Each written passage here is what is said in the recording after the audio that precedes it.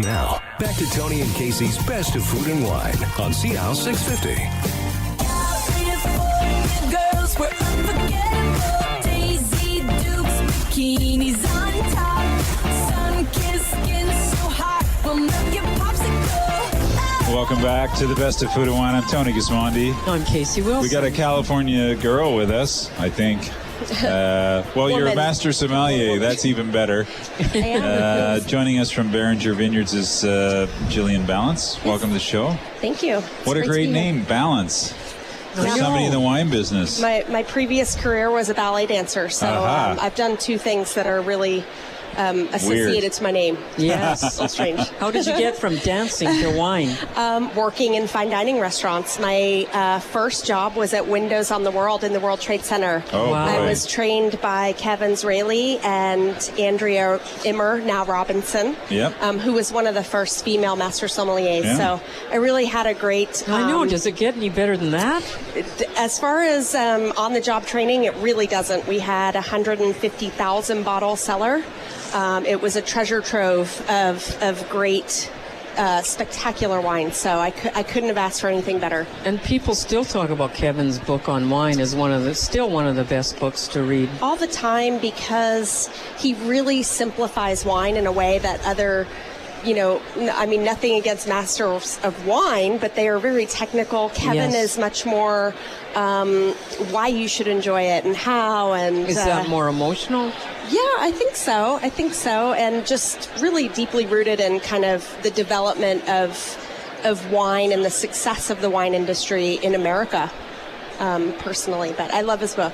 Yes. Yeah. Well said. Beringer. Beringer Winery. You're at Beringer Winery. Tell us what your role is at Beringer. Well, I've been a sommelier for the better part of my adult career, and came to Treasury Wine Estates and Beringer specifically to head up the education program. So I'm the national education manager, not just for Beringer, but for all things Treasury. Beringer holds a very special place in my heart because, as most people, it was the very first winery that I visited in Napa Valley. And it really takes visiting there to see and appreciate the history, the legacy, the deep rooted sense that you get when you're at Beringer and realize 1876, many years of continuously operating as a winery. It's just a spectacular place to visit. Tell us why our listeners should visit there and what they can expect if they pull into that driveway. Well, first of all, I think that we are top rated in winery hospitality. We've had a very long time to kind of develop our program. So we offer everything from, we do a food and wine and balance tasting where you can taste wine and food together. We do reserve tastings in the Rhine House that was built by Jacob Beringer. So you're in a very fantastic historic setting. We also, in the 1940s, we started to accept visitors to the winery. So we are one of the first wineries in California to open up to tours. And the Beringer family used to bus people up from San Francisco in the 40s. Yeah. That is amazing. To come and enjoy wine for the entire day and really appreciate the culture and the lifestyle that is truly Napa Valley. So I think you get all those things when you visit today. It's really a They're special place. cutting down on people visiting some of the wineries in Napa. It's not as easy as it used to be. Definitely not, but if you are grandfathered in, which is what we like to say, Yes.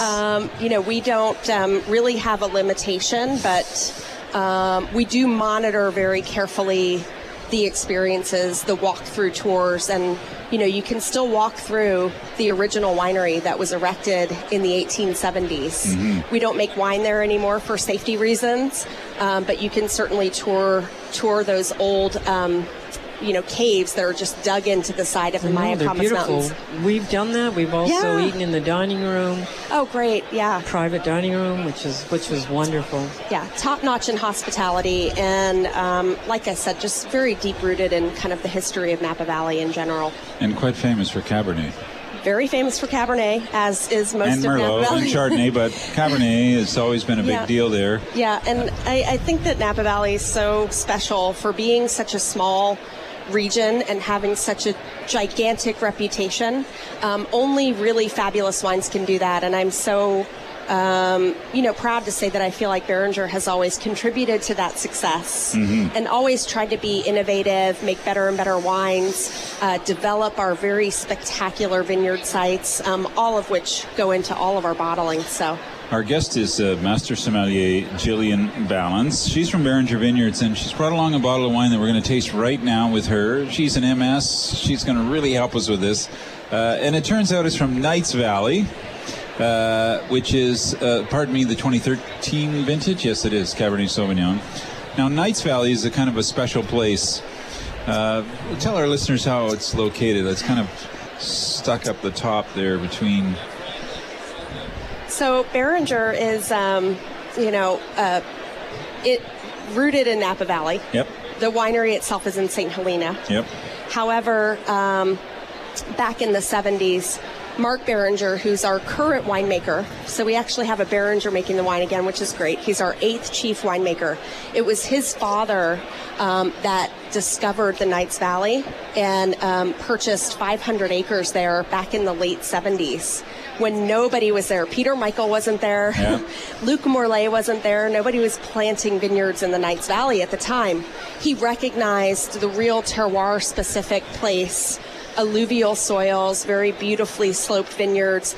It's the northernmost and warmest part of Sonoma. So if you leave Beringer Winery and you drive north, and then you take a right after left after Calistoga and head west, you cross over the county line. So it's very close to Napa. Yeah. And I think that's why they, just thought it was such a spectacular site. So all 5 Bordeaux varietals are represented in this blend. I feel like it's one of the most famous wines that Beringer's known for. And just a really beautiful expression of a Bordeaux-style blend that's elegant. To me, it kind of encompasses the best of Sonoma and Napa in that there's a lot of red and black fruit in the wine.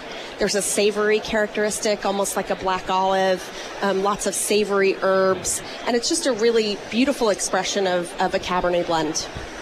It's quite delicious. And I think such a beautiful deep color. Yeah, and I think because we have the history and the tradition of farming these 500 acres, we are able to charge what we do for the wine. So, if you and I decided to go to Knights Valley tomorrow, plant a vineyard and try to make this wine. It's not going to happen. We couldn't do it, and we could definitely not charge the couldn't price. Afford to buy it. Couldn't afford it. So it's great. And what do you think is what are your favorite pairings with this Cabernet Sauvignon? I find that because this wine spends less time in oak, only about 12 months.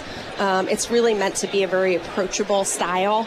So, I could envision it with anything from roasted pork loin with savory herbs to even, a really nice cheeseburger or, just something with some good protein to it. I always feel like the most simplest dishes showcase a great wine the best. So I probably keep it kind of low profile as far as competing flavors. Could you ever do it with a fish stew, a cioppino, or? I could, yeah, definitely, absolutely. As long as there's enough kind of herbaceous or tomato characteristic too, because I think the acid in the tomatoes would really carry the flavors forth as well. So. Is it your first time here at the show?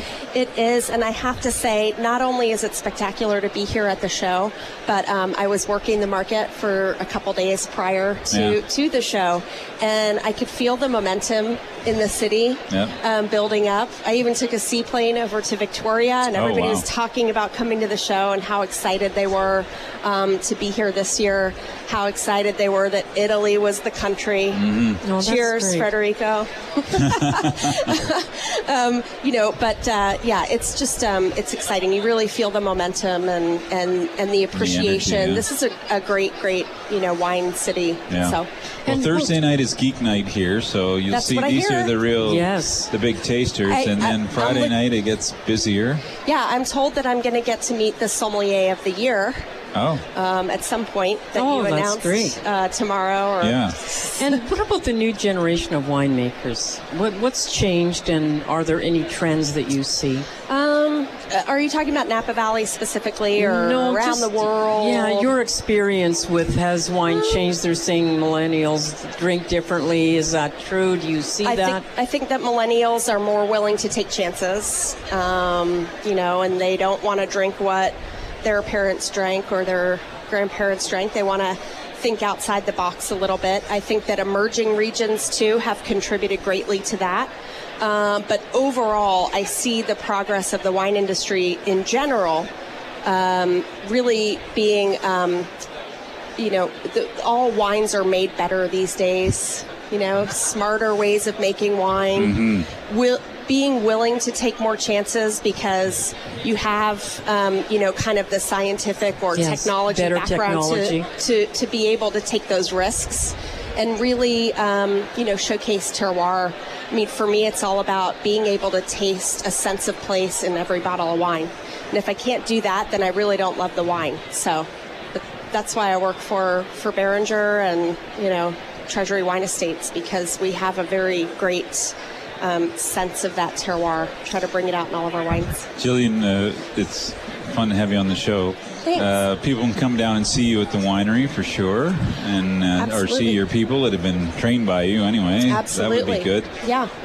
I should mention that the Beringer Knights Valley Cabernet Sauvignon is widely available in this market for $45 a bottle, and it's young at this point, 2013. It's probably going to last.